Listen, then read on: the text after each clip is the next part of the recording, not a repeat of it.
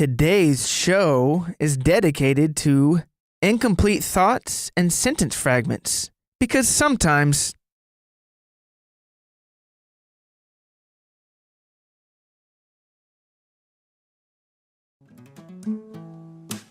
welcome everybody, welcome one and all to another edition of Several Stories High. Don't know why I'm talking like this, it's very annoying, so I won't. Like I said, welcome back, and thank you for listening to this show. Today is episode number 10, which means there's only 2 more episodes left in the season, which means that this is episode 10, which means there's only 2 episodes left in the season, which means this is episode 10, which means this is only the 10th episode of the season, which means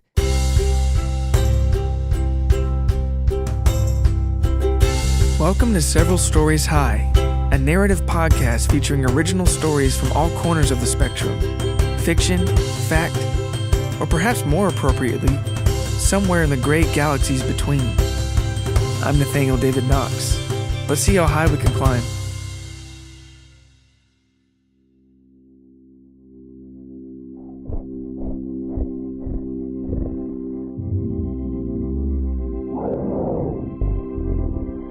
Dr. Anna Lou Canasta never set out to become a locally renowned therapist for dinosaurs, but as she sat behind her desk, pensively chewing on the end of a pen cap and stealing glances at her computer screen while a middle-aged Velociraptor yammered on and on about parallel parking, she realized that this was, for better or for worse, her profession.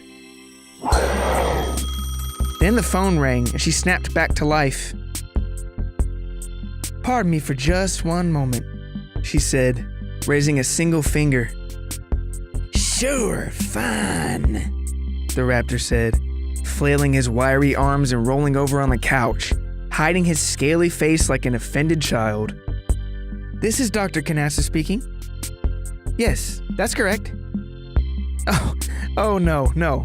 I'm a therapist for dinosaurs, not a dinosaur therapist. No, you've misunderstood. You see, I'm a human woman. You're thinking of Dr. Ceratops. Yes, that's Dr. Michael Ceratops. No, not that sort of horny. His office is over on 7th and Main. All right. It's very fine. All right. Yes, all right. Thank you. Yes, no problem. Bye. Come on now. Bye. She hung up. Now where were we, Phil?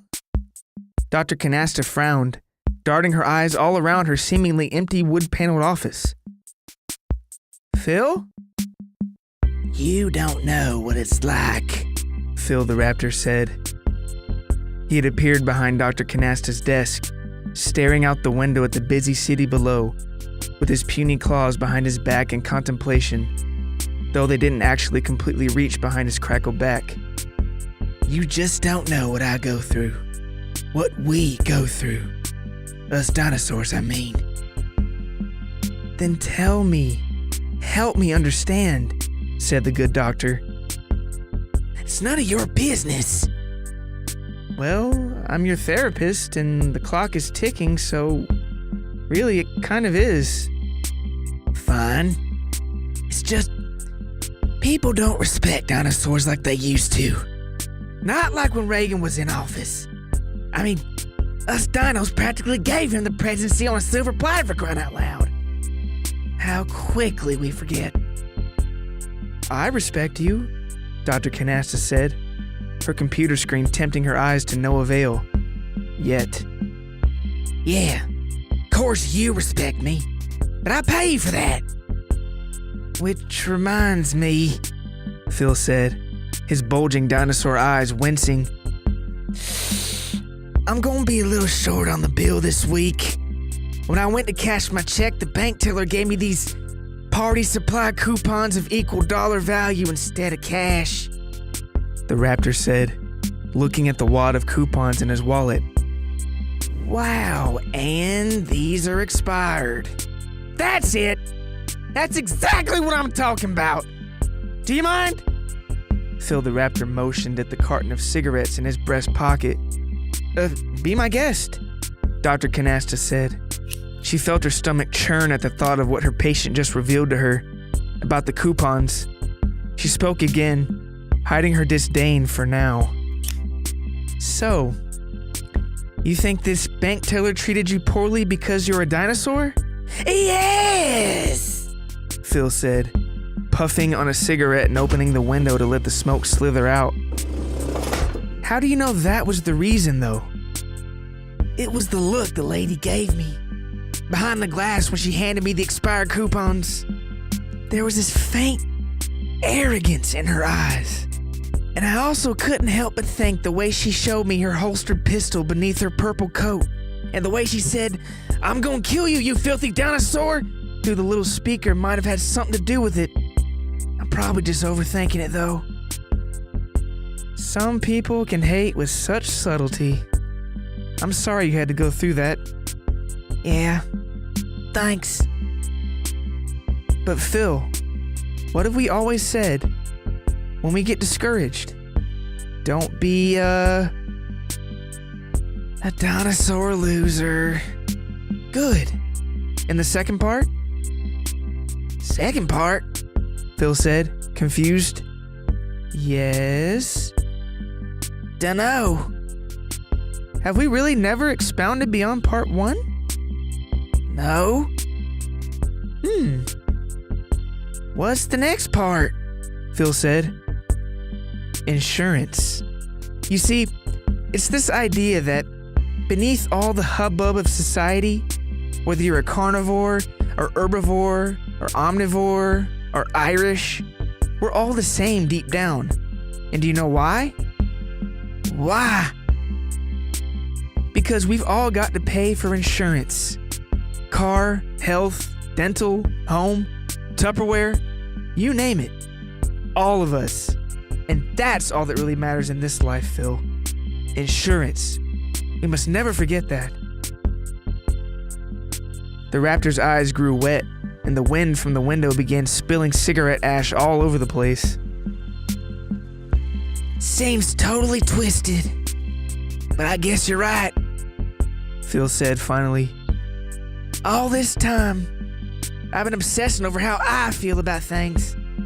How I feel when people run away from me on the street.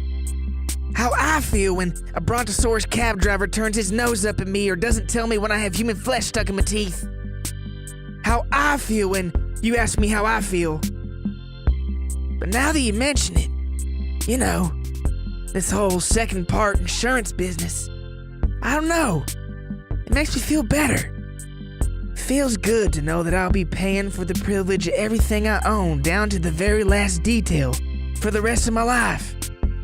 From dino egg to the grave, we all get to pay out the ass. As for your chart, Dr. Canasta said, bouncing her eyes between her computer, I've noticed that you seem to be making some real progress.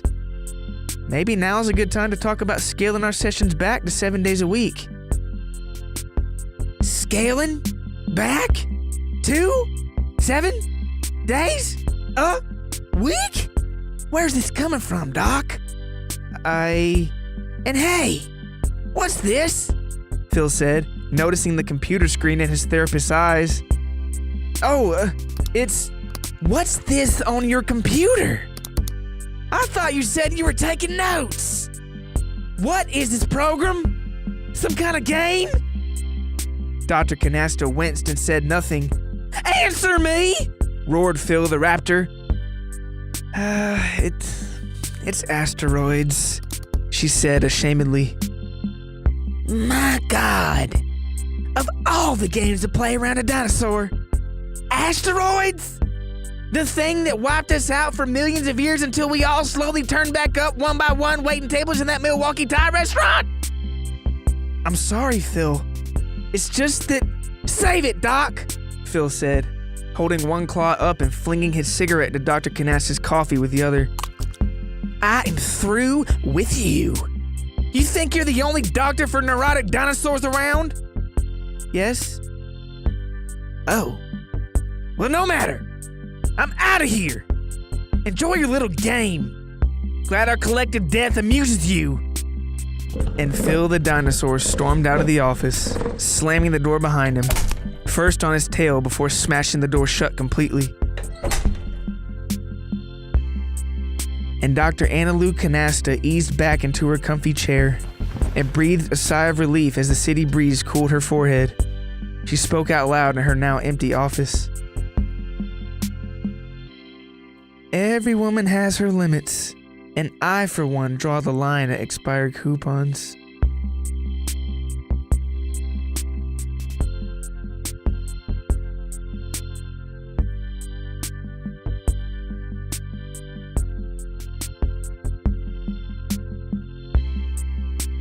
This episode of Several Stories High was written, composed, and produced by me, Nathaniel David Knox. Thank you so much for listening. You can keep up with me and the show over at severalstorieshigh.com. If you're a social media person, look for us on social media. That's at SSHpod, or SHPod if you prefer. Just remember there's 2 S's. And until next time, I'm Nathaniel David Knox, and thanks for listening.